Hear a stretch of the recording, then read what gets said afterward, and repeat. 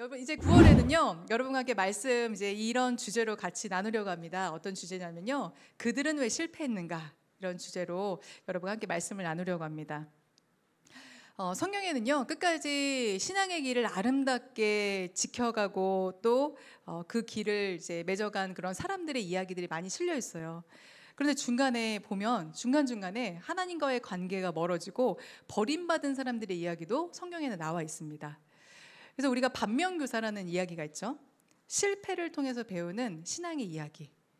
그래서 우리가 성공한 사례들이 아니라 사실은 우리가 더 무언가를 잘 배우려면 실패의 이야기에서 배우는 것들이 더 효과적일 수가 있어요.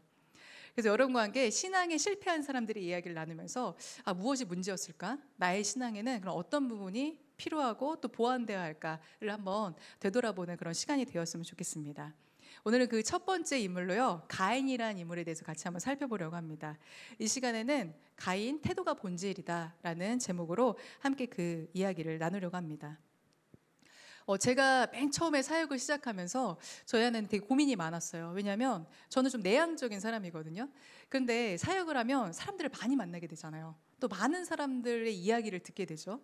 그러면서 목회를 하는 게 사람 만나는 일인데 참 나는 사람에 대해 잘 모르는 것 같다. 또 사람의 마음과 생각에는 어떤 것들이 있는지 참 궁금하다. 이런 생각들을 많이 했어요. 그래서 목회 초창기에는 심리학책을 되게 많이 읽었어요. 저 사람의 이런 얘기하는 의도는 뭘까? 저 마음속에 과연 무엇이 자리 잡고 있을까? 그런 생각으로 책을 많이 읽었던 기억이 있습니다. 그 중에 예전에 이제 한참 베스트셀러가 됐던 책이었는데요. 미움받을 용기라는 책, 여러분 아시죠? 굉장히 유명한 책이에요. 그래서 제가 그 책을 또 읽게 되었는데 거기서 많은 좋은 내용들이 있었지만 저의 눈에 딱 들어오는 한 단어가 하나 있었습니다. 그래서 그때부터 그 단어에 대해서 많이 생각해보고 사람들이 갖고 있는 이제 어려움들에 대해서 좀 생각을 해보게 됐어요. 무엇이었냐면 자의식 과잉이라는 단어가 제 눈에 딱 들어왔습니다. 자의식 과잉이 무엇이냐면 자기 스스로를 너무 의식하는 거예요. 사람들이 나를 어떻게 볼까?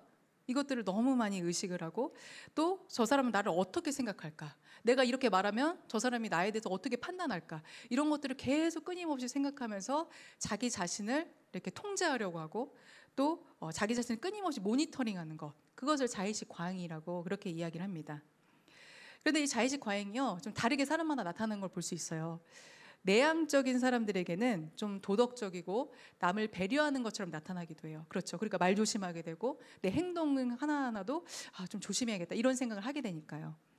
그런데 이게 반대로 외향적인 사람들에게는요 좀 오버하면 자기가 마치 대단한 사람인 것 마냥 그렇게 허세로 빠지기도 합니다. 왜냐하면 자기 자식을 너무 의식하니까 내 말 한마디에 저 사람은 다 생각을 하고 있을 거야, 이런 생각 때문에 허세가 될 수도 있다는 거죠. 특히 연예인이나 정치인처럼 이렇게 대중 앞에 나서는 사람들은 특히 이런 자의식 과잉이 많은 것 같아요. 예전에 한참 그렇게 유명했던 것들 있잖아요. 눈물 셀카 같은 거, 그런 것만 봐도 저런 거 도대체 어떻게 찍어서 올릴까? 라는 생각하는데 그 사람들은 스스럼 없이 그런 것들을 올리죠. 그리고 또 세상이 자기 중심으로 흘러간다, 세상의 모든 것들이 나 중심으로 굴러간다, 이런 생각을 가진 사람들이 적진 않습니다. 사실 어떤 강도의 차이일 뿐이지 모든 사람들에게는 다 이런 자의식이 있어요. 여기 청년들 마찬가지일 거예요. 여러분 여기 앉아 계시는데요, 난 아니다 라고 생각할 수 있지만 이 중에서 나는 거울 셀카 찍어본 적 있다. 솔직히 마음속으로 생각해 보세요. 나 거울 셀카 다 찍어봤다. 아니면 나 셀카 중독이다. 사실은 나 늘 나를 찍는다. 이런 청년들 은근히 저는 있을 거라고 생각을 합니다. 그런데요, 사진만 찍는 거 누가 뭐라 그래요? 찍을 수 있죠, 당연히. 거울 셀카 찍을 수 있습니다. 네, 다 찍을 수 있어요. 그런데 왜 남들 보라고 SNS에 그렇게 자주 올릴까요, 사람들은? 자기의 셀카를. 그리고 어떨 때는 그런 것들도 있죠. 내가 간 장소, 그리고 내가 먹은 것 하나하나를 다 올려요. 왜 이렇게 자꾸 보여주고 싶어 할까요? 내가 경험하고 내가 봤던 것들을 남들도 관심이 있었을 거라고 생각하고 막 올리는 거죠. 그리고 이런 것들도 있어요. 여러분 친구들하고 지인들 이렇게 모여요. 그러면 우리가 하나 발견할 수 있는 게 있습니다. 여러 사람하고 대화를 해요. 그런데 잘 보면요, 다들 남 얘기는 안 듣고 자기 얘기만 하고 있어요. 대부분 그런 경우가 되게 많이 있어요. 이 사람이 얘기하는데 딴 생각을 하고 있어, 속으로. 그리고 자기 얘기만 하는 사람들, 쟤가 과연 내 얘기를 들었나? 라고 생각이 드는 그런 모임들도 있습니다. 특히 이제 청소년 시기를 지나면서 우리 또 여기 청년들인데요. 청소년, 청년 10대, 20대는 이런 자의식 과잉이 막 이렇게 막 폭발하는 시기이기도 하죠. 가족이든 친구든 저 사람이 나를 어떻게 볼까? 나를 어떻게 생각할까? 이거에 대해서 아주 최고로 신경을 많이 쓸 시기이기도 해요. 그리고 의식을 진짜 많이 해요. 예를 들어 뭐 이런 게 있죠. 옷을 열었는데 옷이 가득 차 있어요, 옷장에. 근데 입고 나갈 옷이 없어. 옷이 많잖아요. 근데 입고 나갈 옷이 없다고 얘기해요. 또 이렇게 얘기합니다. 화장을 안 하면 밖에 절대 못 나가는 사람. 단 한 발짝도 난 나갈 수 없다. 화장하지 않으면. 예, 뭐 중고등학생 중에 이런 애들도 되게 많이 있어요. 또 이제 이런 것도 있죠. 공부를 못하는 거는요, 창피한 게 아니에요, 사실은. 어떤 사람은 공부 잘하고 어떤 사람은 공부 못해요. 그냥 개인의 특성입니다.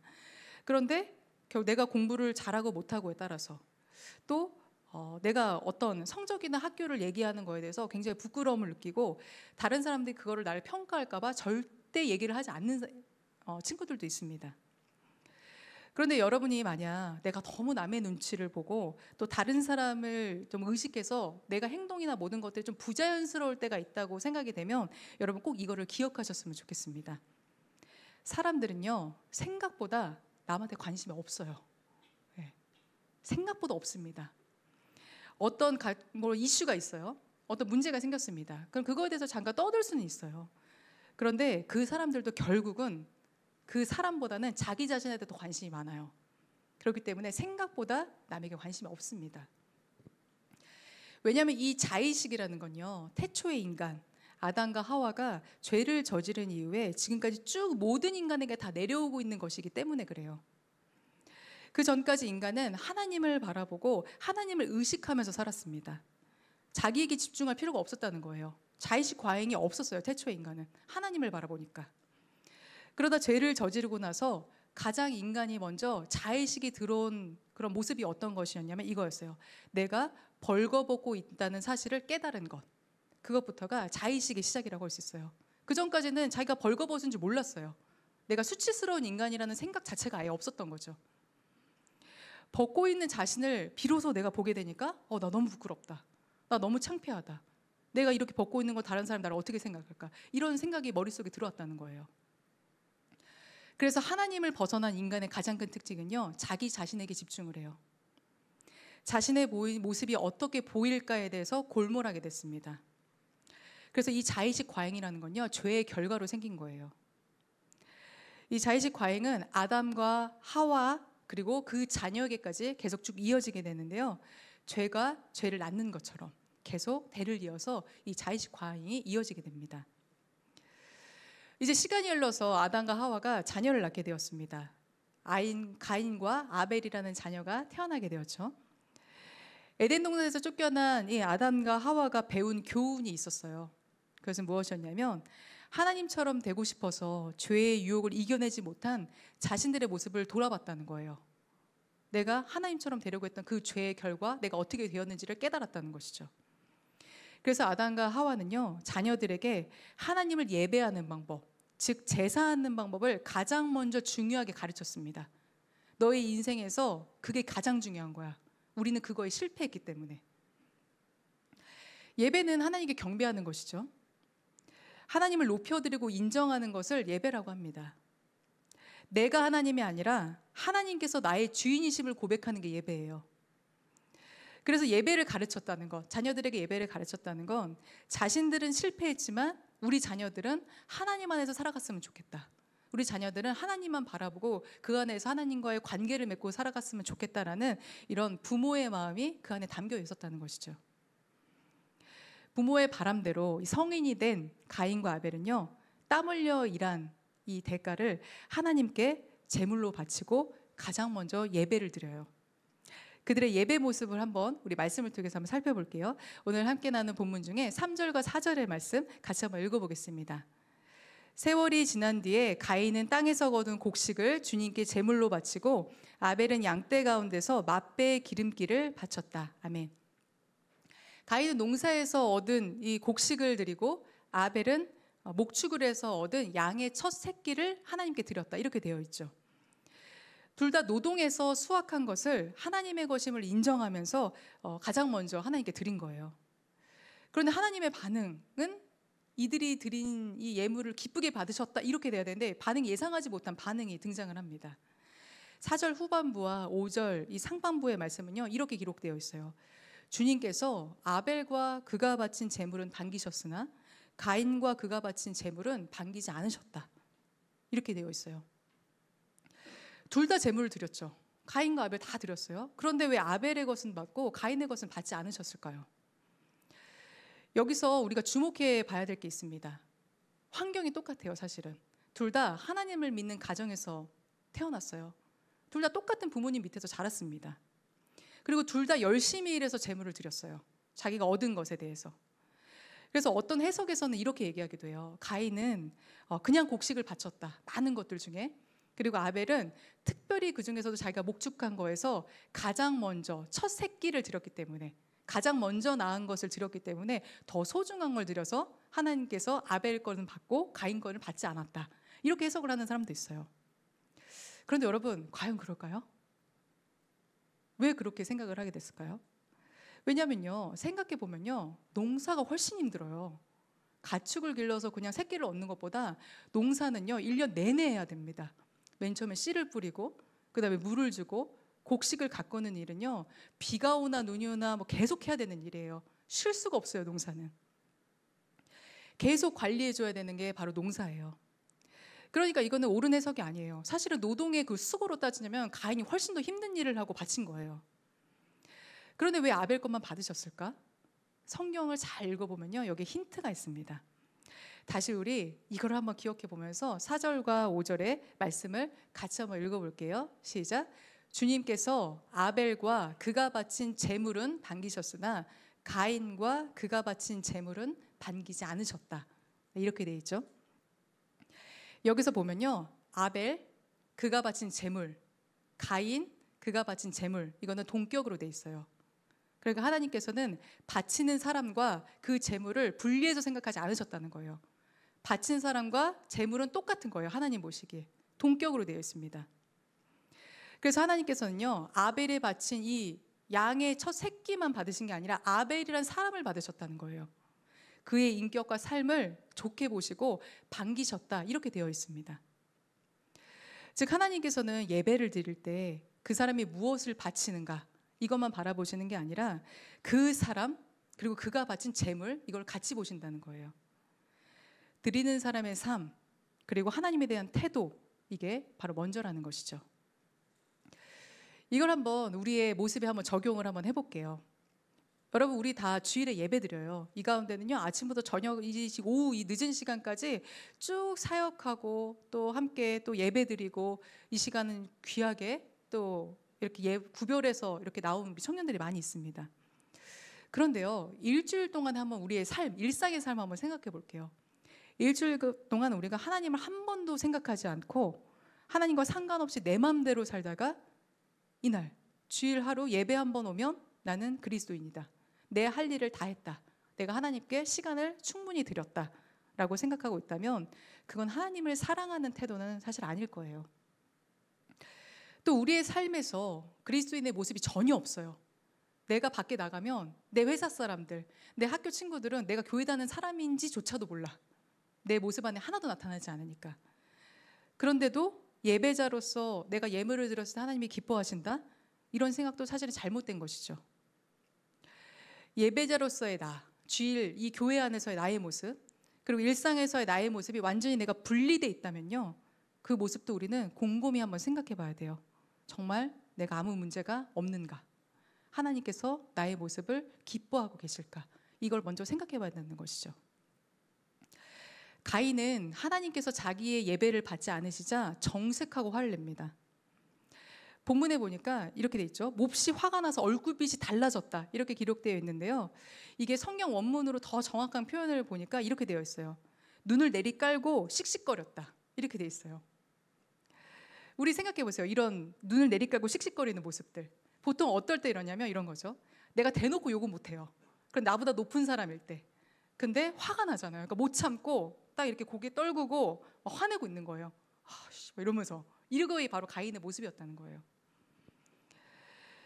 그런데 예배는요, 내가 드리고 싶은 대로 드리는 게 아니라 하나님이 받고 싶은 대로, 하나님이 받고 싶으신 대로 드리는 게 사실은 정확한 예배, 하나님이 기뻐하시는 예배라고 할 수 있죠.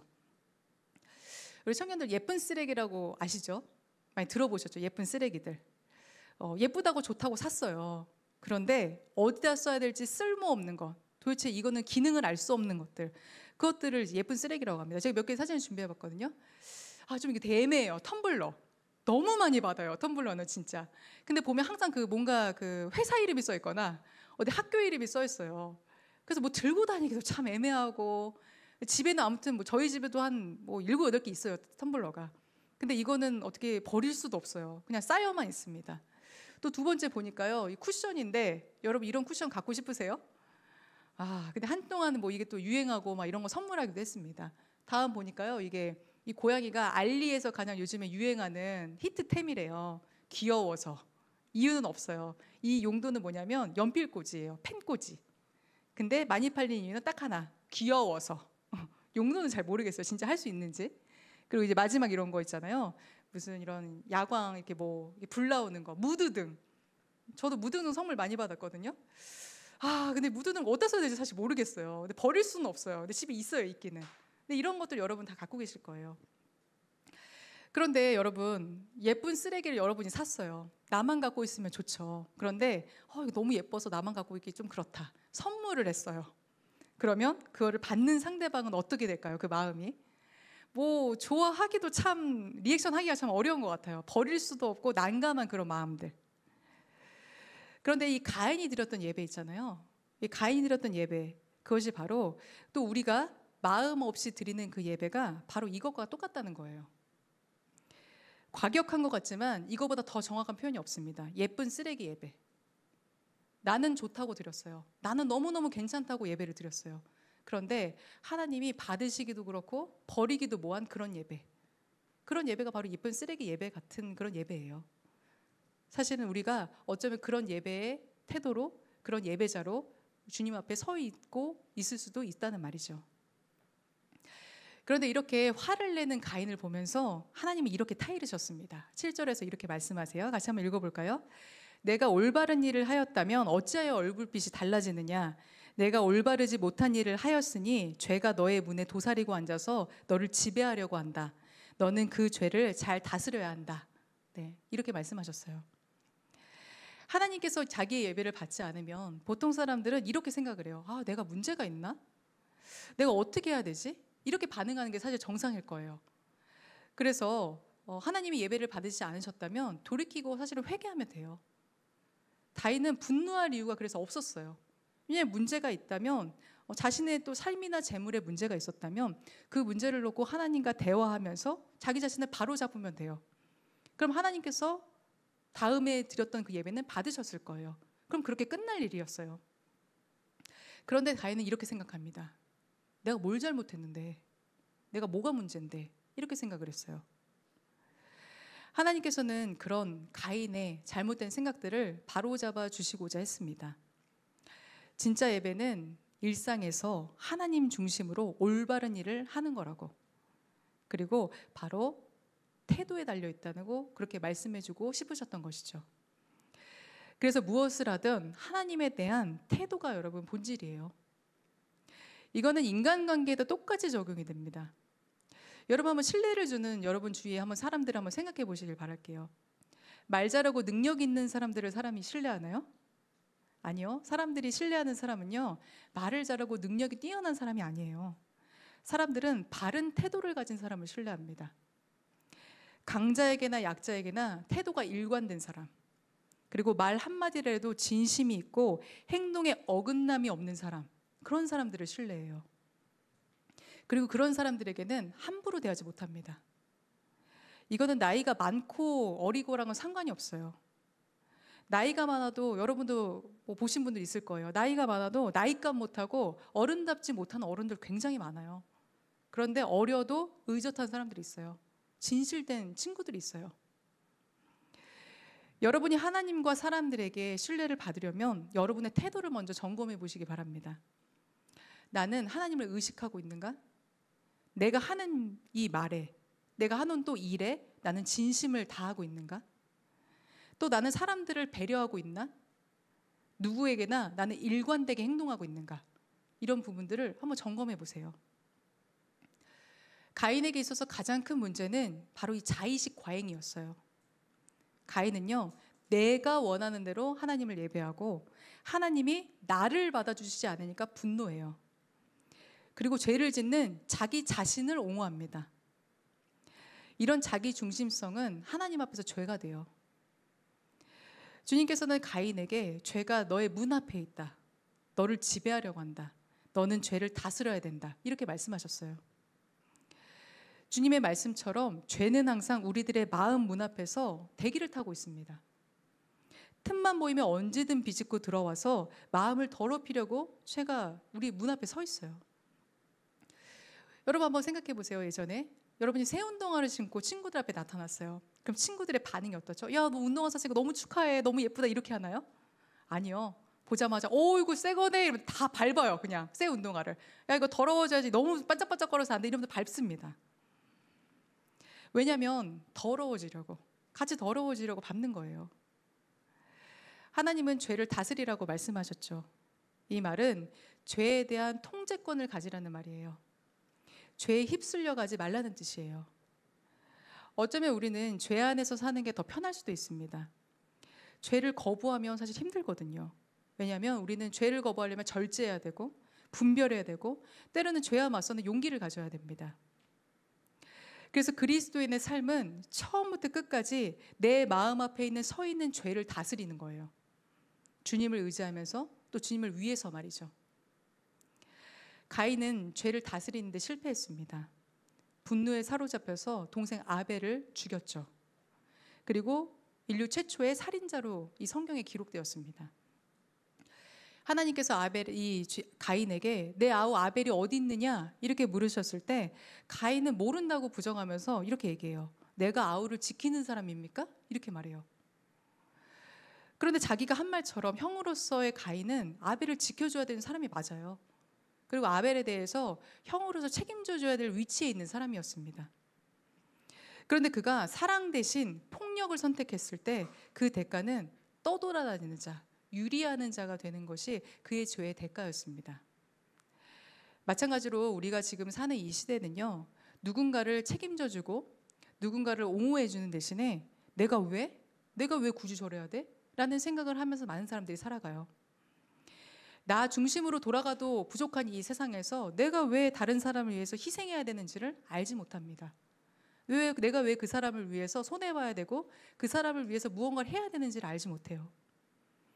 그렇기에 열심히들 다들 살아가지만 방향이 어디인지 모른 채 떠돌아다니는 사람들이 너무나 많이 있습니다. 우리 사랑하는 믿음의 청년 여러분, 우리가 가인의 실패를 보면서 깨달아야 하는 건요, 날마다 하나님 중심으로 우리가 살아가지 않으면 우리 역시 언제든 넘어질 수밖에 없다는 거예요. 나라는 이 자의식에서 벗어나서 하나님이라는 기준을 가지고 우리는 죄에 맞서서 싸워야 합니다. 바라기는 하나님을 향해서 늘 진심이 되는 여러분이 되었으면 좋겠습니다. 아멘인가요, 여러분? 네, 기억하세요. 태도가 본질이에요. 이번 한 주도 우리 주님께서 받으실 만한 이 마음, 그리고 삶의 예배로 하나님을 기쁘시게 하는 우리 모두가 되기를, 죄와 맞서서 싸우고 죄를 다스릴 수 있는 우리 모두가 되기를 주님의 이름으로 축복합니다.